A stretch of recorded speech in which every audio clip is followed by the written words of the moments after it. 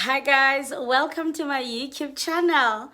Welcome to Simple Politics. So today is gonna be a very short video, but I just wanna say two things or three things, and then I'm done. Okay.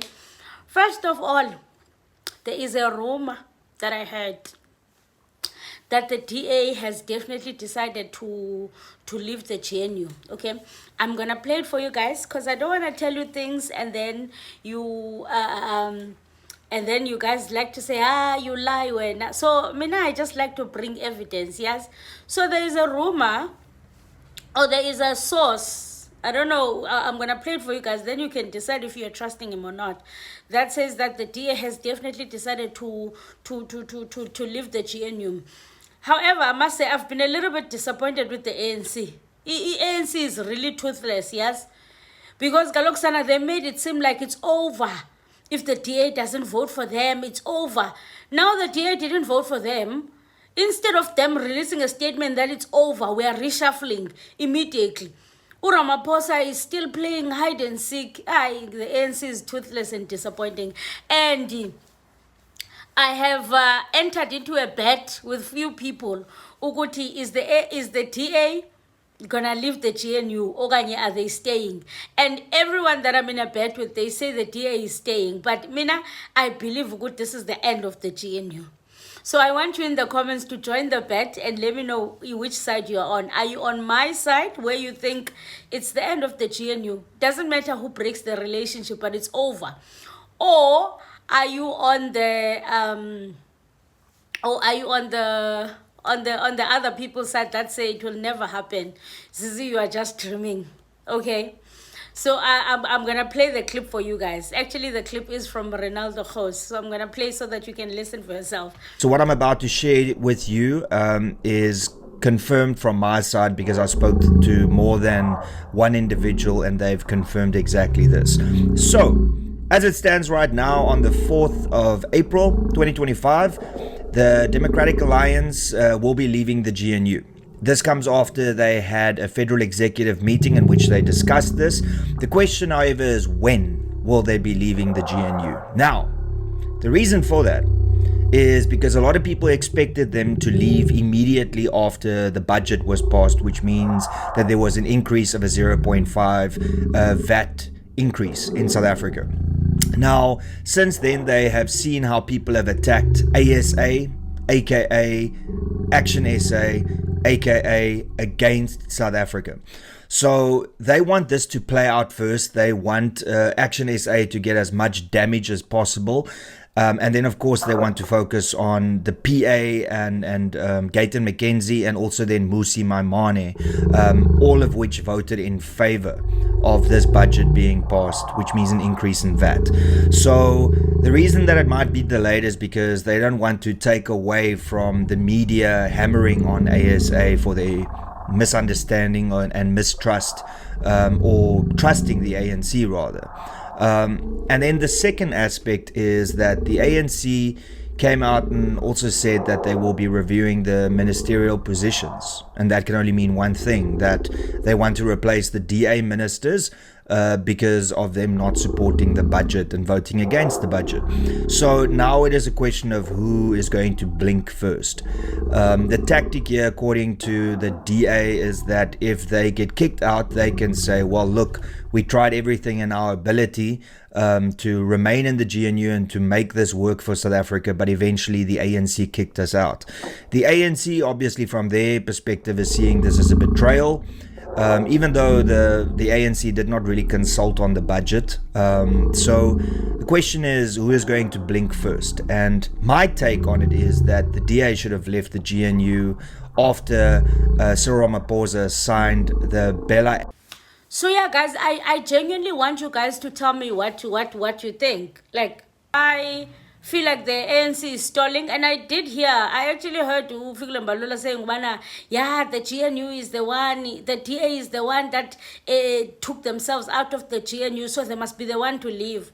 I'm like, Fikile, if someone does something in my house and then breaks something, instead of me saying it's time for you to go, Do I wait for them to say, because I've done something wrong to you, so I'm the one who's going? What if they don't want to go? Or figure like they genuinely don't have a backbone. Like genuinely, they just don't have a backbone. And it's so sad to watch. Like it's really sad to see. Of the DA need to be tamed. They are arrogant. And that's all I can say. They are arrogant. They've got no respect. All what is important for them is that they must win and win and win. This is not a time of winning because we all did not win in the election. The ANC is fed up with the Democratic Alliance's antics in the government of national unity. ANC leaders are seemingly united in the lambasting of the Democratic Alliance for its refusal to pass the national budget. Party leaders have condemned what they call double standards by the DA.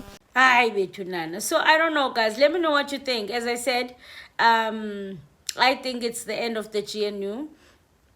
And I'm hopeful that the EFF is coming in, guns blazing, as it should, as it deserved to. So yeah. So I'm also going to touch on Bosa, Rise Mzansi, and Action SA. They're changing their tune now. They are changing their tune now because they see Abo, FNB, the Wi-Fi companies, the Vodacoms, the insurance companies, they are sending SMSs telling us that the 1st of May, the VAT is, the charges or whatever, installments are going up. So now they are saying, they went from saying the VAT is not going to go up. They went from that point to them saying now, it's going to be a temporary measure. It's politics. And I want them to learn the hard way. And you know, I love this so much because when you are a spectator and you are on the sidelines, you think things are easy. And you always also, especially Abo Rise Mzansi, you would always judge parties like the EFF. You think they're playing politics and they're harsh, don't. Until you see yourself being gribbled. Until you see yourself being, then you realize, man, this is a dirty game. This is a dirty game. So I want them to learn the hard way. I really want them to learn the hard way. And then lastly, I want us to speak about the ANC Youth League. I'm just going to play a small clip. I see a lot of people under that clip. They're saying, ANC Youth League is not making sense. What. I must say though, and crucify me if you must, I must say I've got a soft spot for this guy in the ANC Youth League. They are SG, what's his, or something like that. One thing I like about him, actually him and the Jacob Zuma's daughter, I forgot her name.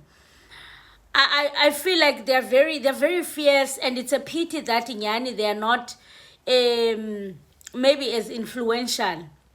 Or maybe because they get limited by Colin Malaj. I remember when the GNU was about to begin, or before they were still when they were still negotiating, Mtuokolo, the SG, and the other lady, Jacob Zuma's daughter, and the other people, they went to protest and said, ANC, we trust your leadership. It doesn't matter who you go to a coalition with, but please not with the DA. And I remember clearly that they were reprimanded by Colin Malachi, and we were told to go to know Totoni. It was just, they were just cast aside and told that they're gonna go into a hearing for that. So again, now he's standing up again. He's very vocal. Ukuti, you know, the ANC must cut ties with the DA. You know, and I must say, I've heard Colin Malachi speak here and there, but I feel like he's not as fierce. The tables have turned. I never thought I would hear a day where Fikile Mbalula speaks negative about the DA in a public platform. Remember, that's what he took Panyaza. That's what he reprimanded Panyaza for. That's why he had Panyaza go to a hearing. That's why he was threatening every single person who has spoken negative about the GNU. Fikile Mbalula has come for them, guns blazing. Now the table has turned. He's the one who's speaking negative about the GNU and the DA in public. Now that he sees that things are crumbling. I bet to none. So, yeah. So yeah, I think I've spoken so much, and I should have just played the clips in between. But let me see where I can insert these clips, because one thing about me, I am going to speak non-stop. The DA's main objection here was this 0.5 VAT increase. Many South Africans, especially low-income households, are already worried about how this will affect their daily lives. How do you then reconcile the Youth League's support of the budget with these concerns that we are talking about? Like I'm saying to you, and this is the matter you must consider very, very seriously. When you zero rate all items that are consumed by the working class and the poor, you see, it's like the issue that had been raised. If you zero rate them, of course, there are other effects of input cost and so on.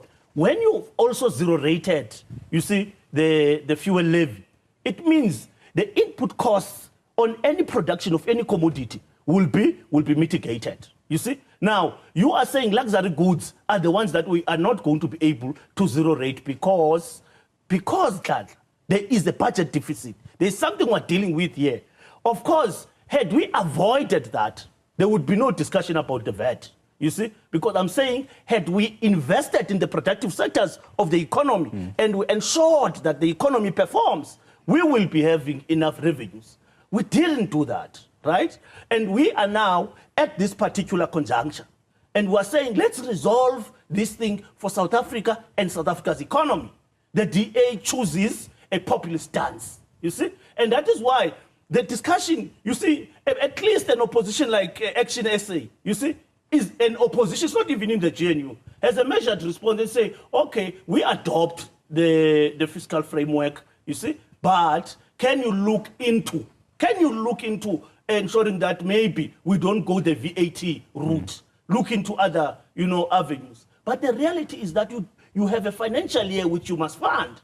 You see, that a financial year which you must fund, you can look into all the fiscal instruments available.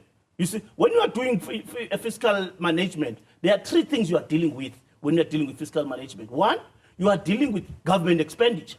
The second, two, you are dealing with tax regimes. In the available tax regimes, what can you do, you see, to avail that which can augment the budget gap or budget deficit, right? Or you are dealing with what is called debt to GDP. You see, the government, the biggest item in the current budget is servicing of debt. You see, followed, of course, by education and other stuff. But if you continue to go and borrow, right, it means you are plunging your own country into a debt crisis wherein you are not going to be able to come out of. So another thing that I want to add just before I end, I heard Floyd doing a soft launch when we are not enemies. The EFF characterizing MK as the enemy is not correct. We are just contesting. As people who are contesting, we are able sometimes to speak. We are able sometimes to speak even though we are contesting, but enemies, we can't. So EFF can characterize MK as enemy. And I'm like, Floyd, you can't tell us what to do. You can't tell us what to do. If we say you are the enemy, you are the enemy. That's on period. And I heard him say the ANC is not the enemy. Yeah, and I'm like, Floyd is doing a soft launch. He definitely wants to enter the GNU. He's definitely doing a soft launch of Floyd. Floyd he sees the opportunities opening up. And he doesn't want the MK to be left behind. He can see. Now he's saying the ANC is not our enemy. We are just contesting. At the end of the day, our aim is to liberate the black people, and it would be immature if we take each other as enemies. Wara. Aibo. And the MK has said they don't want the ANC of Ramaphosa. So I want to see how Floyd is going to push this. So Floyd can see the opportunities opening up in the GNU. And he wants to be inside. And he's playing his cards very, very wisely. The first thing he's doing is to remove the fact that we see each other as enemies. So he wants to say, no, we are just contesting, man. We are not. We see you, Floyd. We see you. We see you. Let me know what you guys think. Anyway, happy Saturday, guys. Happy Saturday, sorry. The struggle continues always. I'll see you on the next one. Aluta continua.